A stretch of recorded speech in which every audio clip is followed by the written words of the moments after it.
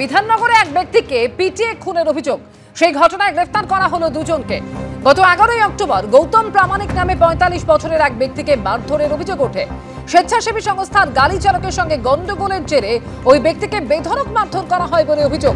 গতকাল রাতে এসএসকেএম হাসপাতালে মৃত্যু হয় আহত ওই ব্যক্তির। ঘটনার পর 14 তারিখ বিধাননগর দক্ষিণ থানায় অভিযোগ দায়ের হয়, আর সেই ঘটনাতে দুই অভিযুক্তকে গ্রেফতার করল পুলিশ। বিধাননগরে এক ব্যক্তিকে পিটিয়ে খুনের অভিযোগ ওঠে, সেই ঘটনায় গ্রেফতার করা হলো দুজনকে। গত 11 তারিখ অর্থাৎ 11 অক্টোবর গৌতম প্রামাণিক নামে 45 বছরের ওই ব্যক্তিকে মারধর করার অভিযোগ ওঠে।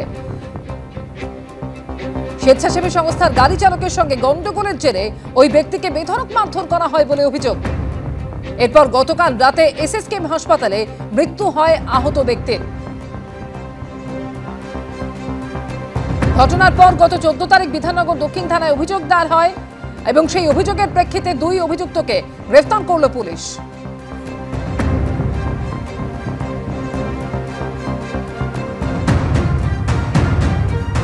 গত 11 তারিখ এক ব্যক্তিকে পিটিয়ে খুনের অভিযোগ ওঠে, সেই ঘটনায় গ্রেফতার করা হলো দুজনকে। গৌতম প্রামাণিক নামে 45 বছরের ওই ব্যক্তিকে গত 11 তারিখ মারধর করা হয়। এরপর এসএসকেএমে চিকিৎসাধীন ছিলেন তিনি। গতকাল এসএসকেএমে মৃত্যু হয় আহত ব্যক্তির। হিন্দল দে এই মুহূর্তে সরাসরি রয়েছেন আমাদের সঙ্গে। হিন্দল, গত 11 তারিখ মারধরের অভিযোগ ওঠে এবং গতকাল এসএসকেএমে তার মৃত্যু হয়েছে। ঘটনায় দুজনকে গ্রেফতার করা হলো, কি জানা যাচ্ছে এখনো পর্যন্ত এই সম্পর্কে? একেবারেই দেখো, বিধাননগর দক্ষিণ থানা প্রথমেই কিন্তু খুনের চেষ্টা সেই ধারায় মামলা রুজু করে, অ্যাটেম্প টু মার্ডারের মামলা রুজু হয় এবং পরবর্তী ক্ষেত্রে কিন্তু যেহেতু গতকাল রাতে এই গৌতম প্রামাণিক, যিনি একজন পশুপ্রেমী এবং পশুদেরকে খাবার দিতেন, তিনি একটি স্বেচ্ছাসেবী সংস্থায় কাজ করতেন এই কুকুরদের খাবার দেওয়ার জন্য, এবং সেক্ষেত্রে কিন্তু তার মৃত্যুর পর খুনের মামলা রুজু করে পুলিশ তদন্ত প্রক্রিয়া শুরু করেছে, তেমনটাই দক্ষিণ বিধাননগর থানা সূত্রে খবর, এবং ইতিমধ্যেই দুজনকে গ্রেফতার করা হয়েছে। তোমাকে বলে রাখি, তাদের এই পরিবারের সদস্যরা রয়েছেন।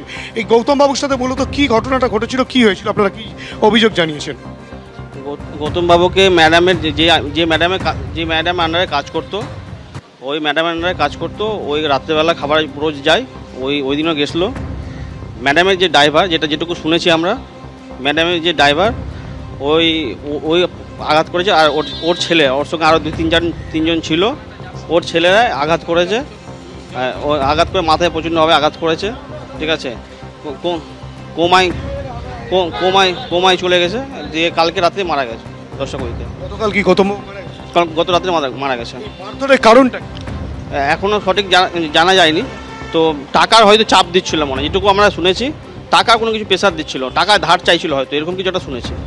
সুতরাং পরিবারের সদস্যরা এখনো পর্যন্ত স্পষ্টভাবে জানেন না কী কারণে গৌতম প্রামাণিককে মারধর করা হয়েছে। বেশ কয়েকজনের বিরুদ্ধে অভিযোগ হয়েছে, মূলত 4 জনের নাম এফআইআরে উল্লেখ করেছেন পরিবারের সদস্যরা। এবং এই গৌতম প্রামাণিক গত 11 তারিখ তিনি বাড়ি থেকে বেরিয়েছিলেন, একজন ড্রাইভারকে ভাড়া করে নিয়ে তিনি যান বিধাননগরে, একজন যেখানে তিনি কাজ করতেন সেই স্বেচ্ছাসেবী সংস্থা যে মালিক রয়েছেন তার বাড়িতে, এবং সেখানে গেলে 4-5 জন তাকে ঘিরে ধরে এবং বেধড়ক মারধর করে বলে তেমনটাই অভিযোগ। এবং সেই অভিযোগ হয় গত 14 তারিখ। 11 তারিখ গভীর রাতে ঘটনা ঘটে এবং 14 তারিখে কিন্তু অভিযোগ দায়ের হয় বিধাননগর দক্ষিণ থানায়, এবং তারপরেই কিন্তু পুলিশ তদন্ত প্রক্রিয়া শুরু করে। অ্যাটেম্প টু মার্ডারের মামলা যেমন রুজু হয়েছে, তার পাশাপাশি গ্রিভিয়াস হার্ট সেই ধারাতে মামলা রুজু করা হয়। এবং গতকাল গৌতম প্রামাণিকের এসএসকেএম হাসপাতালে মৃত্যু হয়, কেননা 11 তারিখ থেকে গৌতম প্রামাণিক এসএসকেএম হাসপাতালে কিন্তু রীতিমতো আশঙ্কাজনক অবস্থায় চিকিৎসাধীন ছিলেন, এবং গতকাল রাতে তার পরিবারের সদস্যরা জানাচ্ছেন যে তার মৃত্যু হয়। এরপর দক্ষিণ বিধাননগর থানার পুলিশ খুনের মামলা রুজু করে গোটা ঘটনা তদন্ত প্রক্রিয়া শুরু করেছে, তেমনটাই কিন্তু পুলিশ সূত্রে খবর। ধন্যবাদ হিন্দল।